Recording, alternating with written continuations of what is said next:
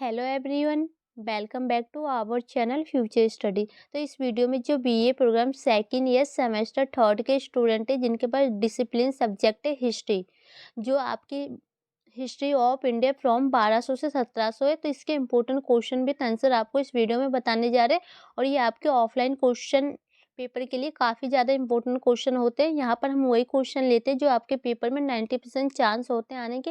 और ये क्लास हमारी 6 से, इससे पहले की बाकी क्लासेस सब देख लीजिएगा। प्लेलिस्ट का लिंक आपको डिस्क्रिप्शन बॉक्स में मिल जाएगा।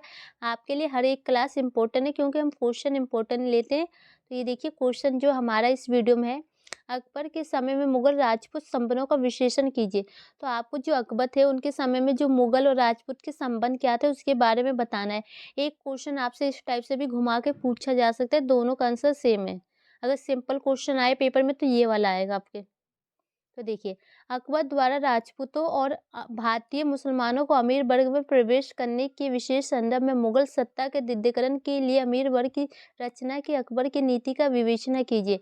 तो इसमें आपको यही बताना है कि जो अमीर वर्ग होते हैं उसमें जो मुगल सत्ता में कैसे प्रवेश किया जा सकता है अमीर वर्गों की, उसकी रचना क्या थी, उस टाइप से आपको बताना है।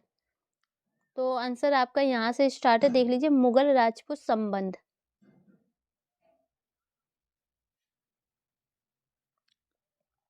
तो ये देख सकते हैं जो संबंध है, अकबर ने जिस समय सत्ता संभाली मुगल शासन उस समय काफ़ी कमज़ोर था।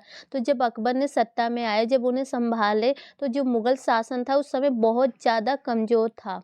अकबर ने सत्ता संभालने के पश्चात सत्ता के दृढ़ीकरण के लिए कई कदम उठाए और जो उसके सुधार के लिए ना जो निम्नलिखित कदम अकबर द्वारा उठाए गए थे सत्ता में आने के बाद, आप ये लिख सकते हैं। इसमें से एक कदम अमीर वर्ग की संरचना को लेकर भी था। और जो फर्स्ट कदम था, एक कदम कह सकते हैं जो अमीर वर्ग की संरचना को लेकर था कि उसमें जो आम व्यक्ति है उनके हितों की भी बात की जाए। अभी तक अमीर वर्ग की संरचना में कुछ खास वर्गों के लोगों का अधिपत्य था। मतलब कि जो अमीर वर्ग के लोग होते हैं ना, उसमें सिर्फ खास खास वर्ग जो लोग होते हैं उन्हीं को रखा जाता था।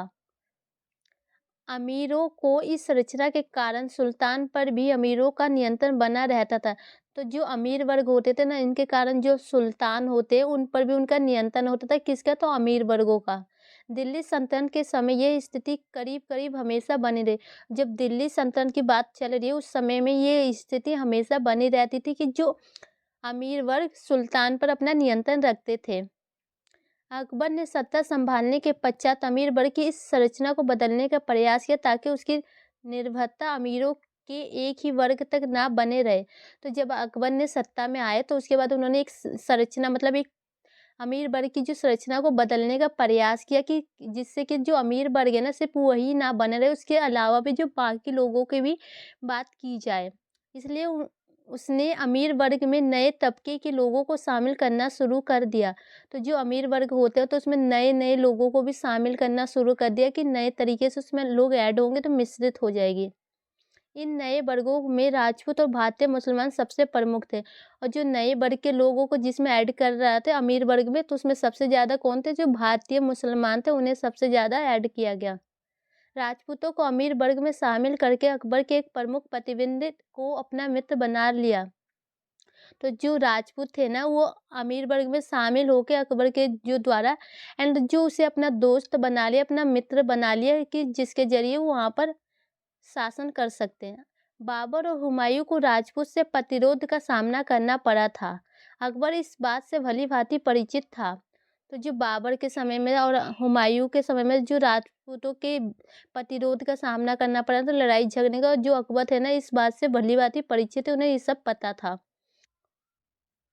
इसलिए उन्होंने राजपूत की ओर मैत्री का हाथ बढ़ाया और उनमें अमीर वर्ग में शामिल करके उन्हें शासन में उनकी जिम्मेदारी सुनिश्चित कर दी। तो जो अकबर थे ना, जो राजपूतों के साथ थे, वो अमीर वर्गों के साथ दोस्ती कर लेते, फिर उसके बाद जो भी उनके जो शासन होते हैं उनमें हिस्सेदारी उन्हें मिल जाती है।